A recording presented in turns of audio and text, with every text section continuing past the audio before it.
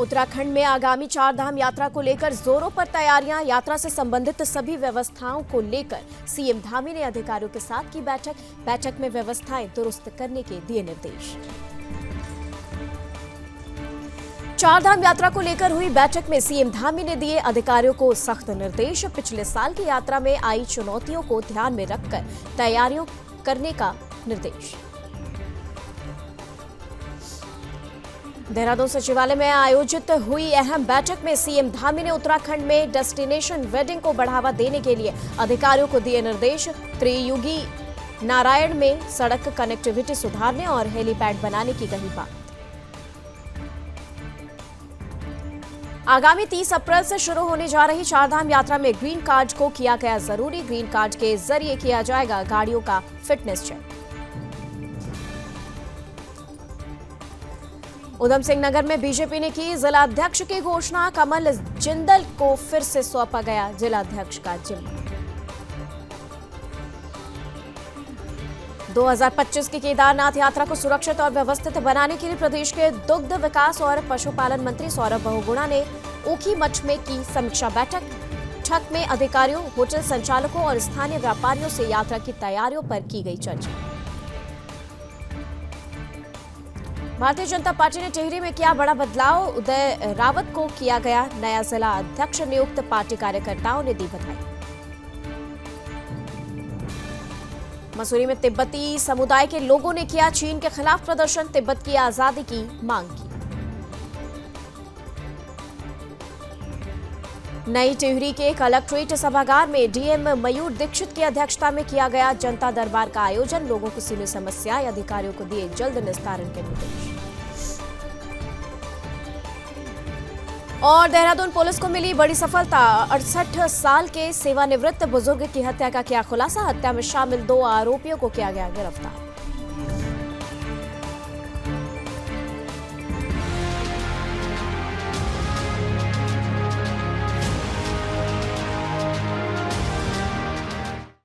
नमस्कार, सुदर्शन न्यूज में आपका स्वागत है। मैं हूं आपके साथ निमि सिन्हा और वक्त अपना उत्तराखंड का।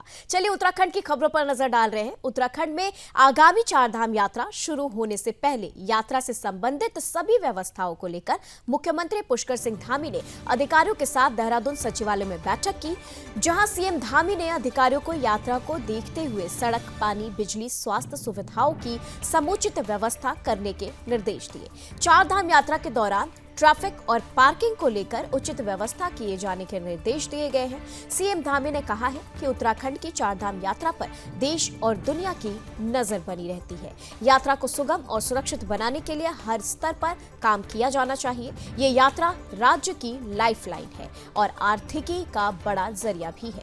पिछले साल की यात्रा में आई चुनौतियों को ध्यान में रखते हुए आगे की योजना पर काम किए जाने के निर्देश अधिकारियों को दिए गए हैं। श्रद्धालुओं को बिना किसी बात के कोई भी परेशानी न उठानी पड़े, इसको लेकर खास तैयारी की जा रही है।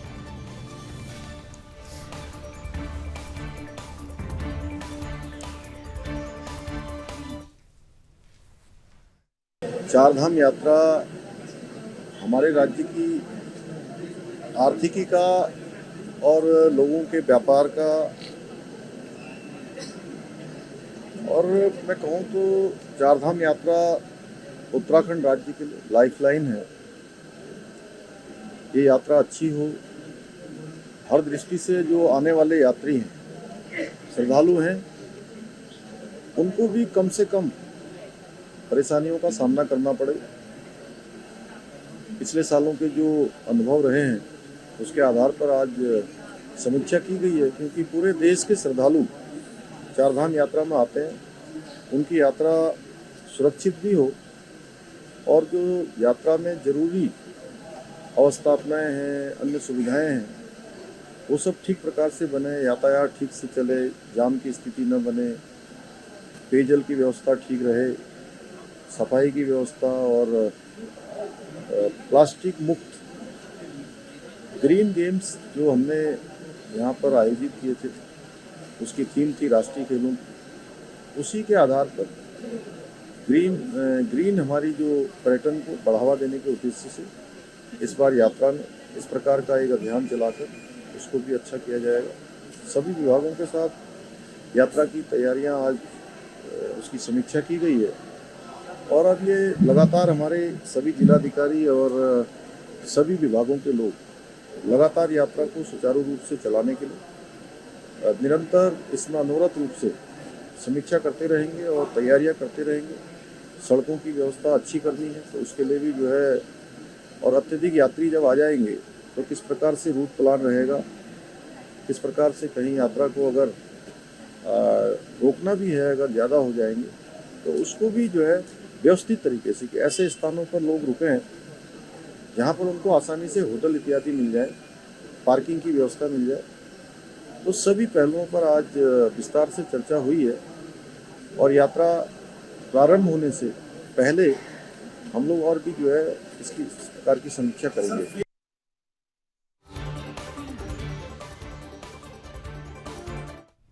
वहीं देहरादून सचिवालय में आयोजित हुई अहम बैठक में मुख्यमंत्री पुष्कर सिंह धामी ने उत्तराखंड में डेस्टिनेशन वेडिंग को बढ़ावा देने के लिए अधिकारियों को निर्देश दिए हैं।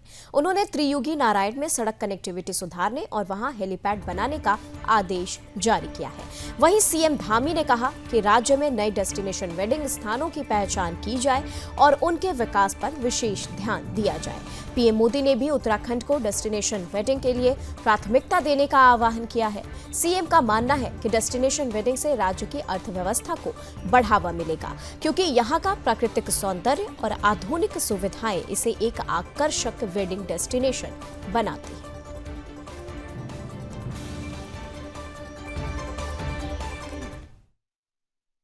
आदरणीय प्रधानमंत्री जी ने अभी माँ गंगा के मायके मुखवा से सभी देशवासियों से भी अपील की है कि अब वेडिंग के लिए सबसे अच्छा स्थान देवभूमि उत्तराखंड है।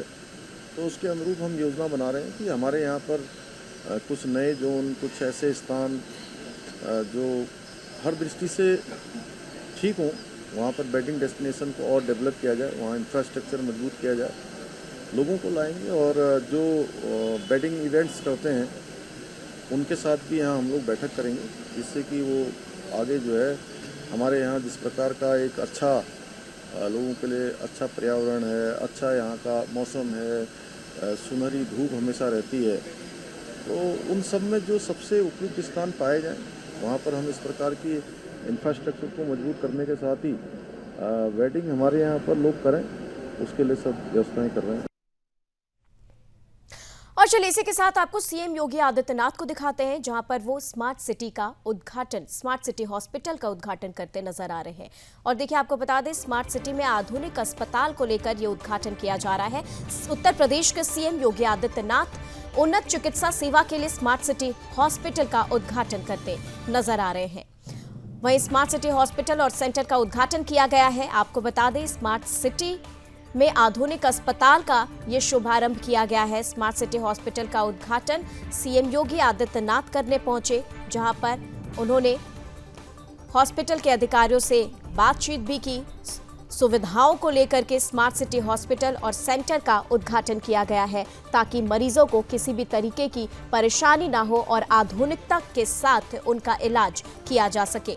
इसके मद्देनजर स्मार्ट सिटी हॉस्पिटल का उद्घाटन करने सीएम योगी आदित्यनाथ पहुंचे, जहां पर उन्होंने इस स्मार्ट सिटी हॉस्पिटल और सेंटर का उद्घाटन किया है।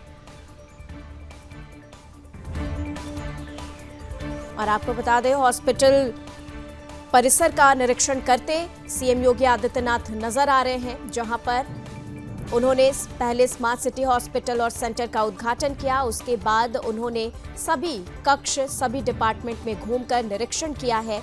सभी इंफ्रास्ट्रक्चर से लेकर तमाम सुविधाओं का जायजा उन्होंने लिया है। तो सीएम योगी आदित्यनाथ, उत्तर प्रदेश के सीएम, स्मार्ट सिटी हॉस्पिटल और सेंटर का उद्घाटन करते नजर आए।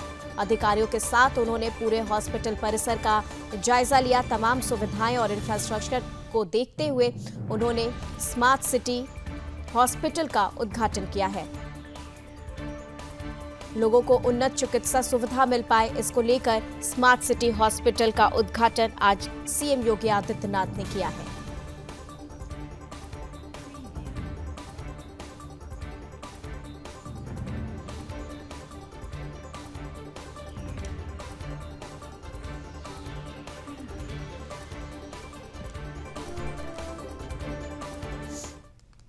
वहीं 30 अप्रैल से शुरू होने जा रही चारधाम यात्रा को लेकर उत्तराखंड सरकार लगातार प्रयास कर रही है।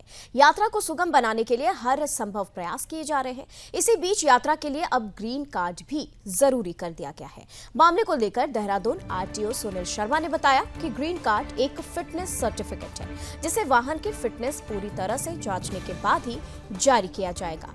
पीली प्लेट वाली गाड़ियों के लिए ग्रीन कार्ड बनवाना जरूरी होगा, चाहे वे राज्य की हो या फिर बाहरी। इस बार ग्रीन कार्ड 1 महीने पहले ही जारी किया जाएगा और इसको लेकर जिससे यात्रा के दौरान वाहन चालकों को कोई परेशानी ना हो, इसलिए ये ग्रीन कार्ड जारी किया जा रहा है। बिना ग्रीन कार्ड के चारधाम यात्रा में गाड़ी को एंट्री नहीं मिलेगी। तो बता दें आपको, ग्रीन कार्ड का प्रावधान यहां पर रखा गया है चारधाम यात्रा के मद्देनजर, जहां पर गाड़ी की फिटनेस को लेकर ये ग्रीन कार्ड जारी किया गया है। जो गाड़ी फिट है और पॉल्यूशन कम है, उन गाड़ी को ग्रीन कार्ड दिया जाएगा और ये वाहन की फिटनेस पूरी तरह से जांचने के बाद ही जारी किया जाएगा। पीली प्लेट वाली गाड़ियों के लिए ग्रीन कार्ड बनवाना बेहद जरूरी होगा, चाहे वे राज्य के हो या फिर बाहरी वाहन हो। इस बार ग्रीन कार्ड 1 महीने पहले ही जारी किए जाएंगे, जिससे यात्रा के दौरान वाहन चालकों को कोई परेशानी ना हो, सुगमता रहे और बिना ग्रीन कार्ड के चारधाम यात्रा में गाड़ियों को नो एंट्री रहेगी। तो यानी अगर चारधाम यात्रा करना है तो आपको ग्रीन कार्ड आपकी गाड़ी के पास होना जरूरी है, तभी चारधाम यात्रा में एंट्री मिल पाएगी, नहीं तो गाड़ी वापस करनी पड़ेगी। तो बता दें आपको, ग्रीन कार्ड यात्रा में कोई भी कॉमर्शियल वाहन जाता है जो पीली प्लेट का वाहन है, चाहे वो बस हो, चाहे वो टैक्सी हो, मैक्सी हो, टेम्पो ट्रैवलर हो, चाहे वो उत्तराखंड का हो या उत्तराखंड के बाहर का हो, उसको ग्रीन कार्ड लेना आवश्यक है। ग्रीन कार्ड एक फिटनेस सर्टिफिकेट है, बिना फिटनेस करे हुए ग्रीन कार्ड इशू नहीं होता है। छोटी गाड़ी की 400 रुपये फीस होती है, बड़ी गाड़ी की 600 रुपये फीस होती है। उसकी फिटनेस होने के बाद उसको ऑनलाइन ही ग्रीन कार्ड इशू कर दिया जाता है।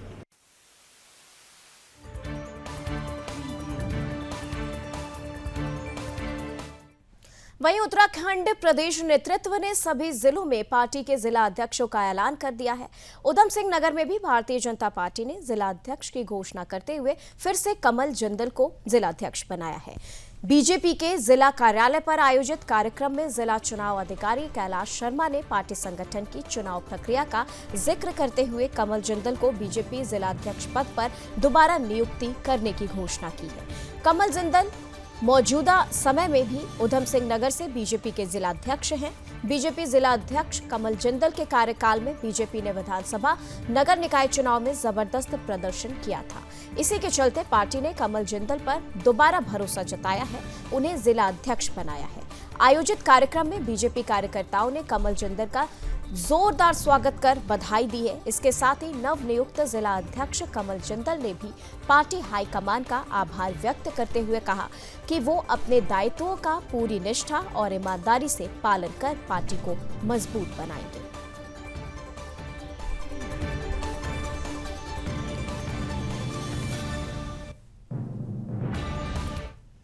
देखिए, भारतीय जनता पार्टी की जो निश्चित प्रक्रिया है, उस प्रक्रिया के तहत सारी कार्रवाई हुई और कार्यकर्ताओं का जो एक निश्चित हमारा पैनल था, उसके अनुमोदन के बाद ही कह सकते हैं, उनकी राय मशवरा के बाद कह सकते हैं, भारतीय जनता पार्टी ने कमल जिंदल जी को यहाँ भारतीय जनता पार्टी के संगठन को और मजबूती के साथ आगे बढ़ाने का उत्तरदायित्व सौंपा है।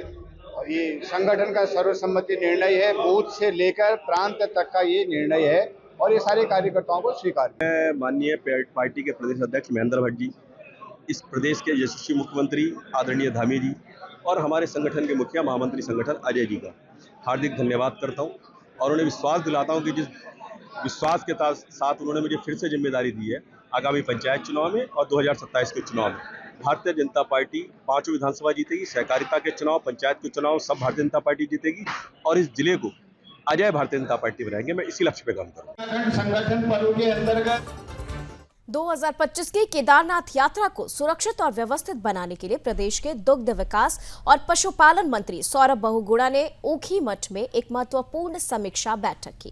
बैठक में अधिकारियों, होटल संचालकों और स्थानीय व्यापारियों से यात्रा की तैयारियों पर चर्चा भी की गई। मंत्री सौरभ बहुगुणा ने यात्रा मार्ग पर सभी व्यवस्थाओं को समय से पहले सुनिश्चित करने के निर्देश दिए ताकि श्रद्धालुओं को कोई असुविधा न हो। उन्होंने घोड़े खच्चरों के लिए भी स्वास्थ्य और सुविधाओं की बेहतर व्यवस्था सुनिश्चित करने की बात कही। इसके साथ ही यात्रा मार्ग पर स्वच्छ पेयजल, शौचालय, चिकित्सा सेवाएं और सुरक्षा व्यवस्था को मजबूत किया जाएगा।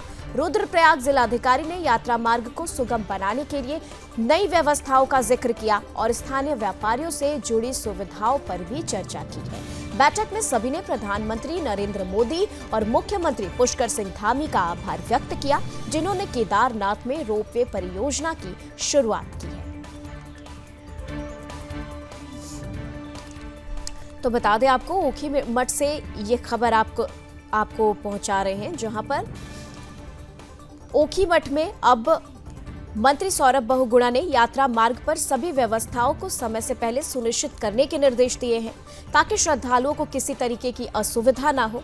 उन्होंने घोड़े खच्चरों के लिए भी स्वास्थ्य और सुविधाओं की बेहतर व्यवस्था सुनिश्चित करने की भी बात कही। इसके साथ ही यात्रा मार्ग पर स्वच्छ पेयजल, शौचालय, चिकित्सा सेवाएं और सुरक्षा व्यवस्था को और मजबूत करने को लेकर दिशा निर्देश दिया है। वहीं रुद्रप्रयाग जिलाधिकारी ने यात्रा मार्ग को सुगम बनाने के लिए नई व्यवस्थाओं का जिक्र किया है और स्थानीय व्यापारियों से जुड़ी सुविधाओं पर भी चर्चा की है।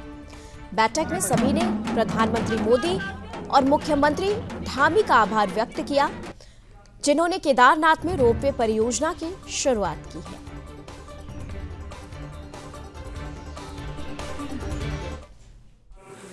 देखिए, एक लगातार कोशिश है सरकार के माध्यम से। आज माननीय मुख्यमंत्री जी ने भी देहरादून में चारों धामों की समीक्षा बैठक करी है। सारे अधिकारियों को दिशा निर्देश दिए गए हैं कि किस तरीके से यात्रा को और सुगम बनाया जा सके, किस तरीके से जो लाखों श्रद्धालु उत्तराखंड में आ रहे हैं उनके लिए सुविधा उपलब्ध कराई जा सके, ये यात्रा से रोजगार कैसे उत्पन्न हो सके, इस यात्रा में लोगों को कैसे भागीदारी की जा सके, सुनिश्चित की जा सके। लगातार उस पर चर्चा हुई है और उसी समय आज मुख्यमंत्री जी के आदेश में, क्योंकि हम चाहते हैं कि जनता की भी राय यात्रा में समावेश हो, क्योंकि ये जनता की यात्रा है। तो मैंने आज प्रभारी मंत्री के रूप में ब्लॉक सभागार ऊखीमठ में आज हमने यहाँ पर एक बैठक करी है। बहुत अच्छे सुझाव आए हैं लोगों के, उसको हम समावेश करने की कोशिश करेंगे इस साल की यात्रा में। अभी हमारे पास 40-45 दिन की समय है यात्रा शुरू होने में। एनएच की कुछ समस्याएं सामने आई हैं। एनएच के अधिकारियों को हमने निर्देश किया है कि यात्रा शुरू होने से पहले सारे रूट को ठीक कर लिया जाए। कुछ दुकानों की समस्या आई है, कुछ फॉरेस्ट की समस्या बताई गई है। मैंने विश्वास दिलाया है मन से कि ये सरकार इस यात्रा को और भव्य बनाने के लिए समर्पित है और माननीय प्रधानमंत्री जी का भी धन्यवाद किया है कि इस यात्रा को आगे बढ़ाने के लिए लगातार बाबा केदारनाथ के धाम को कायाकल्प करने में माननीय प्रधानमंत्री जी का जो योगदान मिला है।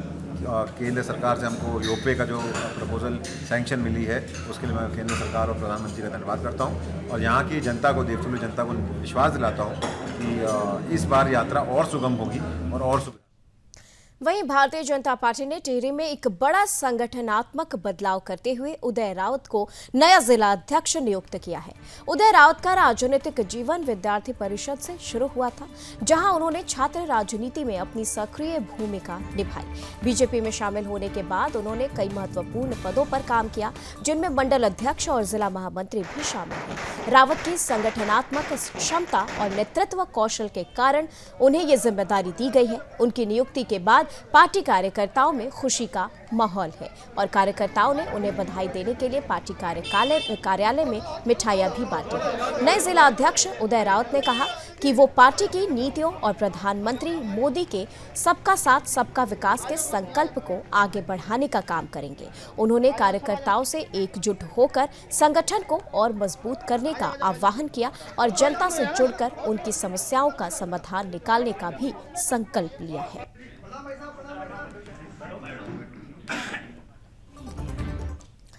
वहीं चीन के खिलाफ आज दुनिया भर के अलग अलग देशों में विरोध प्रदर्शन किए जा रहे हैं। इसी बीच मसूरी में भी चीन के खिलाफ प्रदर्शन किया गया। ये प्रदर्शन तिब्बती लोगों की तरफ से किया गया है। तिब्बती समुदाय के लोग हर साल 10 मार्च को राष्ट्रीय विद्रोह दिवस के रूप में मनाकर चीन के खिलाफ रैली निकालते हैं। मसूरी में तिब्बत के 65वें राष्ट्रीय विद्रोह दिवस पर तिब्बती समुदाय के लोगों ने चीन के खिलाफ रैली निकाली।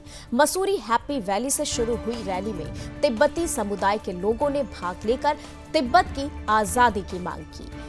तिब्बत समुदाय के लोगों ने बताया कि तिब्बत में रह रहे तिब्बतियों को चीन की दमनकारी नीतियों समेत कई तरह की यातनाओं को सहना पड़ रहा है। ऐसे में अपने देश की आजादी की जंग में विद्रोह करते हुए कई तिब्बती चीनी सेना ने मार दिए।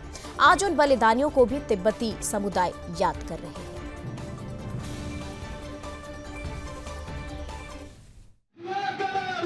और हम लोग आज 10 मार्च को यहाँ पे आंदोलन के लिए आया है। इसका कारण ये है कि चाइना लोगों ने हमें आज तक आज़ादी के नहीं दिया और आज 66 डे हो गया आज़ादी। हम लोग अपराइजिंग के खिलाफ बोल के चाइना के खिलाफ बोल चाइना लोगों ने पूरे दुनिया में परेशान कर दिया, लेकिन खासकर तिब्बत में हमारे की जो आज़ादी है पूरा छीन लिया। और जो तिब्बती में बचे हैं उन लोगों को तिब्बती स्कूल से निकाल के अपने चाइनीज बोर्डिंग स्कूल में डाल रहे हैं। और जो तिब्बत से आने के लिए जो पहले तिब्बत बहुत आते थे वो सबको बहुत ज़्यादा सिक्योरिटी की दिक्कत करके आजकल आने भी बहुत कम हो गया है। इसलिए तिब्बत का जो भारत में अभी शरणार्थी है वो कम होते जा रहा है। और तिब्बत में जो है वो लोगों को चाइना सिखाते तिब्बत की जो मौजूद कल्चर है, जो लैंग्वेज है, सबको मिटाने की कोशिश कर रहे हैं। और जो नेचुरल रिसोर्सेज है उन लोगों को पूरा निकाल रहे हैं, पूरा डैम लगा रहे हैं, सब जगह में परेशान हो के रखा है पूरे देश को। और चाइना लोगों ने कि पहले तिब्बत की आज़ादी थे तब भारत के साथ सुरक्षा था अच्छा से। अब तिब्बत को जब चाइना ने 1959 से पूरी तरह से कब्जा कर लिया, उसके बाद अब भारत के ऊपर भी संकट बढ़ गया है। जैसे कि आप 1962 वॉर में देख सकते हैं, चाइना लोगों ने बहुत युद्ध किया। भारत से पहले ट्रीटी वगैरह रखा कि हम लोग शांतिपूर्वक रखेगा, लेकिन उसको उल्लंघन करके पूरा आक्रामक कर दिया। उसके बाद गलवान में भी उन लोगों ने अटैक कर दिया, भारत की सेना लोगों को मार दिया, तिब्बत के लोगों को मार दिया। इसलिए हम यहाँ पे झंडा इसलिए उठा रहा है कि तिब्बत को आज़ाद के लिए, तिब्बत की आज़ादी के लिए हम लोग झंडा उठा रहे हैं। यहाँ भारत सरकार से क्या मांग कर रहे हैं? हमारे भारत सरकार से निवेदन है कि तिब्बत लोगों को सहयोग करे सब तरीके से। प्लेटफॉर्म जहाँ पे यूएनओ में बात कर सके तो बात करे, जहाँ पे चाइना लोगों की लीडरशिप से मिलते हैं उन लोगों के हमारे लिए बात करे। हमारे जो तिब्बत के इंस्टीट्यूशन जो भारत के अंदर है उन लोगों से सहायता करे। हम भारत के सरकार से निवेदन करते हैं। आज हमारा वो 1959 से स्टार्ट हुआ है, तो आज 66 ईयर हो गया। तो आज तक हमारा मतलब जो भी है चाइना ने पूरा कब्जा कर रखा है। जो भी मानवाधिकार कुछ नहीं है। और ऊपर से जो भी हमारा आजकल बच्चे हैं, छोटे छोटे बच्चे, उनको चाइना में नहीं जाके पूरा उसका ब्रेन वॉश कर रहा है कि ताकि हमारा मतलब पूरा क्या कहेंगे उसको मतलब पूरा नष्ट करते। ये मतलब उनका वो है, क्या कहते हैं उसका मतलब वो है। हाँ, हमारा ये भी मांगे है, वो आज तक हुआ नहीं। अभी कहाँ है कहाँ नहीं, कहाँ है कुछ भी पता नहीं है। अभी वही चाइना का है और कौन। भारत सरकार से क्या मांग कर रहे हैं? भारत सरकार से हमें बस अपील करना है कि हमारा मतलब जो भी है उनको हमारा मदद करें। और चलिए इसी के साथ बात नई टिहरी की कर रहे हैं, जहां पर नई टिहरी के कलेक्ट्रेट सभागार में जिलाधिकारी मयूर दीक्षित की अध्यक्षता में जनता दरबार आयोजित किए गए। इस मौके पर डीएम ने बताया कि 36 से अधिक जन शिकायतें प्राप्त हुई, जिनका समाधान कर दिया गया है। उन्होंने ये भी कहा कि ग्रामीण इलाकों में सफाई व्यवस्था को सुधारने के लिए खंड अधिकारी, जिला पंचायत और पंचायत राज अधिकारी को कूड़ा उठाने के निर्देश दिए गए हैं। इसके साथ ही जल संस्थान और जल निगम से संबंधित शिकायतों का भी निस्तारण किया गया है। डीएम ने यह भी कहा कि आधार सेंटर की जानकारी का प्रचार प्रसार सूचना विभाग करेगा, ताकि आम जनता को लंबी दूरी तय न करनी पड़े और उनकी सुविधाएं आसानी से उन्हें मिल सके।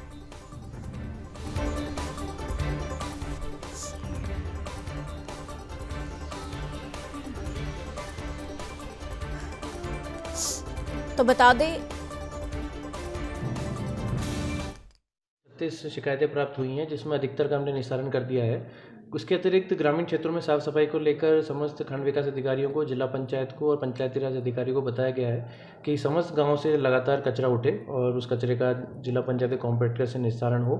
और इसके अतिरिक्त जल संस्थान, जल निगम की जो शिकायतें आई हैं कुछ जगह जहाँ बिलिंग हुई है, पानी नहीं आ रहा है या फिर पानी आने की जो आपूर्ति है वो नियमित नहीं, उसके बारे में भी डायरेक्शंस दिए गए हैं। और साथ ही हमारे जनपद में जितने भी आधार सेंटर चल रहे हैं उसके बारे में भी आज रिव्यू किया गया है। अभी तक जो हमें सूचना है जिसमें कि विभिन्न विभागों के माध्यम से 20 आधार सेंटर वर्तमान में कार्यरत हैं, उसकी भी हमने कहा है कि सूचना विभाग उसका प्रचार प्रसार करे ताकि लोगों को अधिक दूरी तय न करनी पड़े आधार सेंटर में कोई कार्य कराने के लिए। देहरादून पुलिस को बड़ी सफलता हाथ लगी है, जहां पुलिस ने 68 साल के सेवानिवृत्त बुजुर्ग की हत्या का खुलासा किया है। हत्या के आरोपी मामा भांजे को देहरादून और सहारनपुर से गिरफ्तार किया गया है। इसी के साथ पुलिस के मुताबिक आरोपी ने बुजुर्ग के खाते से 25 लाख रुपए हड़पने की साजिश रची थी। इस साजिश के तहत उन्होंने बुजुर्ग को इलाज के बहाने देवबंद ले जाकर उनकी हत्या कर दी और शव को नहर में फेंक दिया। पुलिस ने आरोपी के पास से मृतक के खाते से निकाले गए 4,80,000 रुपए, चेक, एफडी और अन्य सामान भी बरामद किए हैं। हत्या के बाद आरोपियों ने बुजुर्ग के सिम को अपने मोबाइल में डालकर यूपीआई आईडी से उनके खाते से 13 लाख रुपए ट्रांसफर करने की भी घटना जो है वो सामने आई है।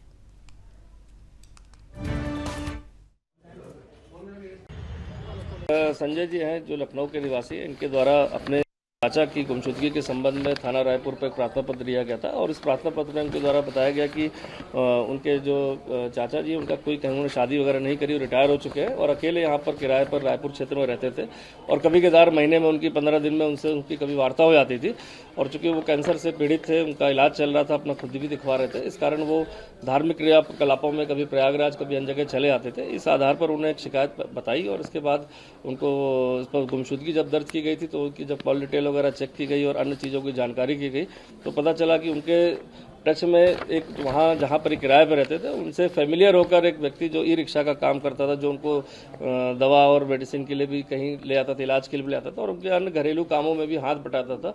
कहीं ना कहीं उसने उनके जो पारिवारिक स्थितियों को देखते हुए कि वो अकेले हैं, उनका कोई पूछने वाला नहीं है और साथ ही साथ उनके अकाउंट में, चूँकि उन्होंने बताया कि रिटायरमेंट के बाद उनको काफ़ी पैसा जो रिटायरमेंट मिलता है उनके अकाउंट में है जिससे वो खर्च पानी चलाते हैं। इसको देखते हुए उन्होंने एक षड्यंत्र के तहत अभियुक्त जिसका नाम मोहित कुमार है, तो इसने षड्यंत्र के तहत उनको इलाज के बहाने कि एक कैंसर का अच्छा इलाज देवबंद में होता है जहाँ पर वो करा सकते हैं और उनके जानने वाले हैं जो अन्य झाड़ फूक तरीकों से भी इलाज कर देते हैं, इसके षड्यंत्र के तहत वो वहाँ उसको ले गए और अपने मामा के साथ मिलकर, जिसका नाम प्रवीण कुमार त्यागी है, और उनकी गला दबा के हत्या कर दी और नहर में डेड बॉडी फेंक दी। चूंकि पैसा मृतक के अकाउंट में था तो इसलिए जो उनकी एफडी थी, चेकबुक थी, इन्होंने इनके कमरे से जो किराए का कमरा था ले लिया था यहाँ से और साथ ही साथ अकाउंट की लिमिट थी तो रोज उसके अकाउंट से जो है पासवर्ड वगैरह लेने के उपरांत इसकी हत्या जब कर दी थी तो डेली अपने अकाउंट में या अन्य अकाउंट में ट्रांसफर कर रहे थे, जिसके कारण जो उनके द्वारा 13 लाख रुपए करीब विभिन्न समय पर निकाला गया और जिसमें 4,80,000 रुपए इनके पास से बरामद भी हो गया, सिम कार्ड भी बरामद हुआ, 5 लाख की एफडी थी जो वो तोड़ाने के फिराक में भी थे कि बैंक में लगा कर इसको तोड़ा लिया जाए। वो सभी साक्ष्य जो है दोनों अभियुक्तों से बरामद हो गए और इसमें जो डेड बॉडी अभियुक्तों द्वारा फेंकी गई थी वहाँ पर जानकारी करने में पता चला कि देवबंद थाने में वहाँ पर अज्ञात में, चूंकि डेड बॉडी का जब अज्ञात में पोस्टमार्टम हुआ तो उसमें गला दबाकर हत्या करने की बात की पुष्टि हुई थी, जिसके आधार पर वहाँ हत्या के मामले में वहाँ मुकदमा भी दर्ज है। तो सारे साक्ष्य मिलने के बाद अभियुक्तों को गिरफ्तार कर। और चलिए इसी के साथ अपना उत्तराखंड में बस इतना ही, लेकिन देश दुनिया की तमाम खबरों के लिए आप देखते रहे सुदर्शन न्यूज। जय हिंद।